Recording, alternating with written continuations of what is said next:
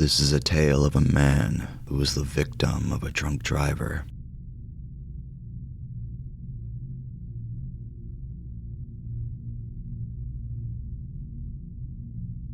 Hi, I am writing to share my story here.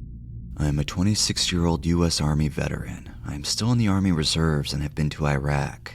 I am mostly posting this here because hopefully somebody who probably drives under the influence can read this, look at their choices from a different angle, and maybe think twice about driving drunk or high. About 5 months ago, I became the victim of a drunk driver. I was returning home from work when I was plowed into by a woman in a truck who was driving drunk and with no insurance. This person should not have been driving in the first place. She has and had a prior history of delinquency, and this was not her first infraction. What sucks is that because she was able to produce an insurance card at the scene, which was bogus or expired, she has not and will not be cited for driving without insurance. I've brought this up with my lawyer, the Attorney General, and the detective handling this case. Evidently, this is only a Class C misdemeanor and not that big a deal, according to them. What's worse, it somehow took my law firm over a month to tell me that she had no insurance coverage at the time. According to them, it had just lapsed, but whatever.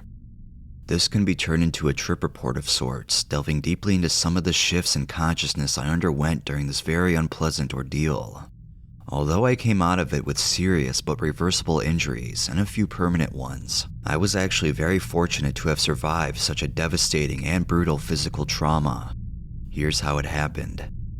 The time is midnight. I was standing at a crosswalk when I was struck so suddenly and so violently. Almost every bone in my face was broken. My left wrist and fingers were severely fractured. My right forearm was broken with bones poking through the skin. My ribs were cracked. My left leg was in quite a bit of pain. All my front teeth were knocked out, and I was choking on my own blood.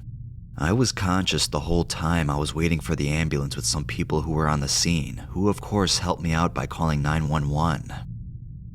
The moment I saw her running the red light and saw her vehicle run into somebody else's, then spin in the air towards me, this all happened in a split second, mind you, I briefly thought, damn, I am witnessing a crazy accident.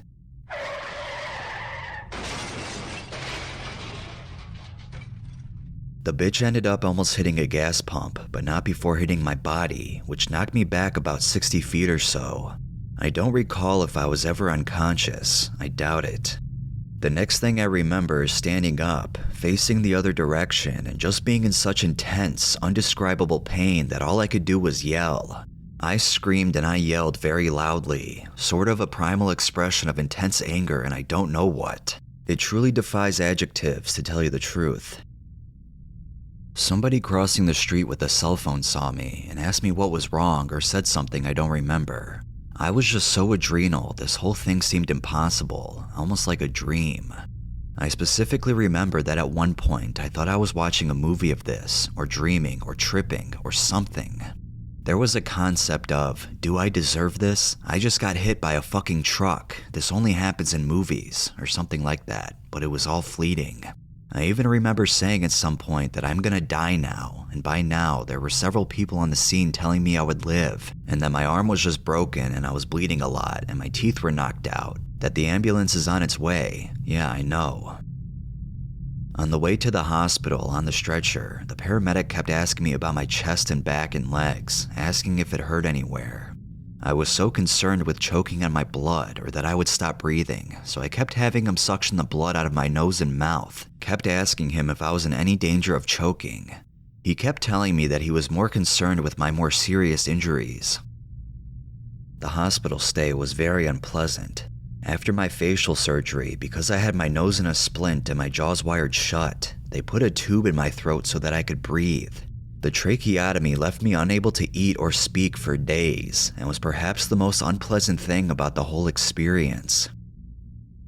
I remember after the second day of having that tube in, I woke up and asked for more and more Benadryl, which they denied me. I just wanted to sleep the whole thing away, as they had informed me I would have the tube in for days. At one point, during which my sister was visiting, I asked one of the nurses how much longer before they took the tube out of my neck. She replied 5 more days. My sister later told me that right after they told me that, my heart rate went up like 20 points. At that moment, that was the worst news I had ever heard in my life. I have some vague memories of when they actually originally put in the tube. It was awful. I remember kicking and choking because they stuck a long, thin tube into my throat to suction me out, and I remember the doctor saying things like, "He thinks he's choking." At some point, I asked someone if they had given me ketamine for the surgery, and she was like, "How did you know? Did you hear us?" Both nurses and family members kept commenting on how I looked years younger and as if I had Botox injections because of the surgery. I think a lot of that had to do with the vigorous and extensive water fast. I actually do not consider it a fast because I only didn't eat, again, for almost a whole week, and my only substance was the IV and the few drops of water one nurse would come in and drop into my mouth on like the 4th day. I broke this fast with a boost shake, which I had to drink out of a straw because my jaws were wired shut.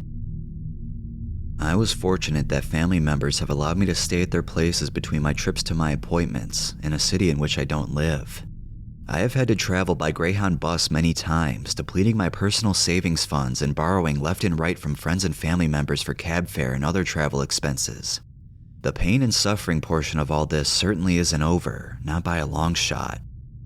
It sucks because I'm a tax-paying, law-abiding citizen who has generally always stayed within the parameters of the law, who has done nothing but fulfill my obligations to the US military, and it is very unfortunate that because somebody else didn't follow the law, I have to suffer for it. I would normally follow regular workout routines and eat a predominantly organic diet, so my health means a lot to me. That night, years of hard work and dedication were taken from me. My right arm is still not fully healed. I have a huge invisible scar on my right forearm from the surgery, several pieces of plate and metal in my arm and face, and I still have no front teeth. I lost 3.5 of them, and the dentist I saw pretty much described the extent of my injuries as very severe and very complicated. According to him, it's a very long story. He says I can't get implants for about a year, and in the meantime I have to wear a retainer. Since the accident, my jaw is misaligned and will require either surgery or braces to fix, and I will have to spend a long time waiting until this problem gets resolved. Worst of all, I have no financial means to take care of these very expensive procedures. My only hope is that as time goes by, my scars will diminish and my injuries will heal more, and that eventually I can go back to a normal life.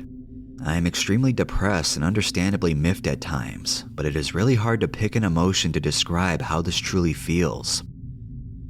Thank you for listening to this, to those who took the time. I have posted this on other forums and will likely post it all over the web, if nothing more than to raise awareness about the damage that can be caused in an instant.